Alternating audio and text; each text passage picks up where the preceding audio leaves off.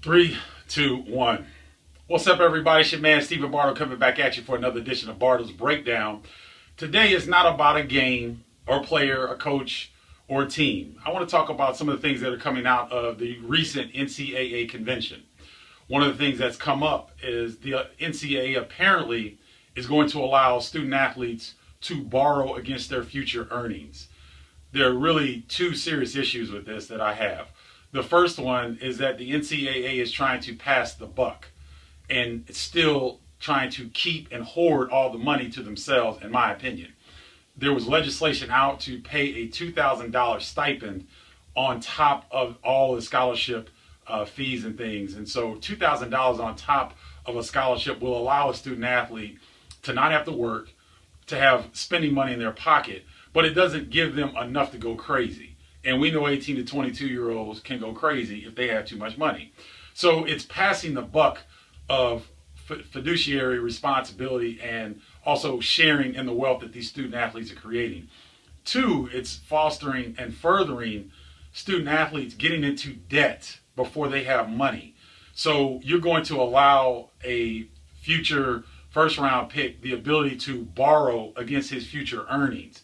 So there's so many different things that are wrong with this. First, you're teaching young people to get into debt when they don't have to.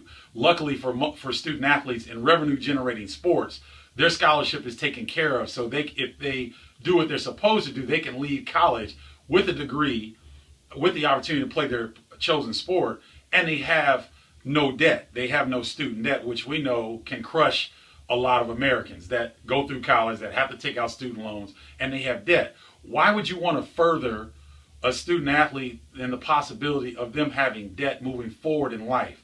You're talking to 18 to 22-year-olds who are adored by thousands of fellow students, by alums, by fans, and to further put another vehicle in their hands that, one, they're not financially literate most of the time, and two, people around them aren't necessarily have their best interests at heart. That just opens up Pandora's box, in my opinion. I had a similar example, not of getting money against my future earnings, but I was a projected mid-first round to late second round pick. And so towards the end of my senior year, there was a car dealership that allowed me to come in and sign my name. And I was able to receive a beautiful red Jeep Cherokee Limited. I mean, this thing was loaded, y'all.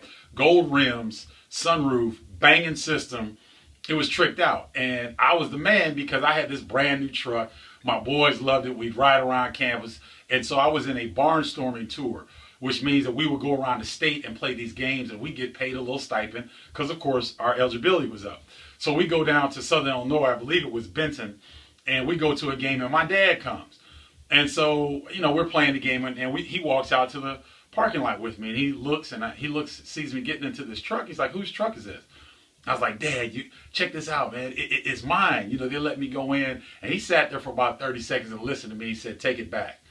And I said, "But Dad," he said, "Son, take it back." I said, "Dad, you don't understand." He said, "I don't have to understand. All I know is that if you do make the NBA, you'll have plenty of time to get that truck and see if you can afford those payments when you make it. You may not make it." I said, "But Dad, I'm projected." He said, "You're projected, but you're not there. And until you get there, you're not going to have this hanging over your head. So take it back." And against my better judgment, I took it back. And I was not drafted in the first round. I was drafted in the second round. And Philadelphia, that was looking at me, they were interested in me and Brian Oliver. Brian Oliver got selected to Philadelphia. He got a 3-year guarantee. I got selected to Atlanta. I got a little bit of money up front, but it wasn't enough to be taking care of a brand new truck payment and still make my other bills. So thank you, Dad. I love you for that. But that is just an example of why I am so against this latest legislation that the NCAA is trying to put out.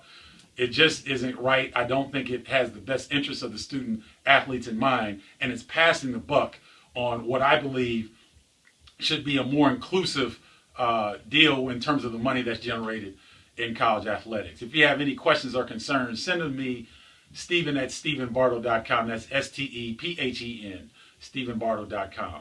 Until next time, holla!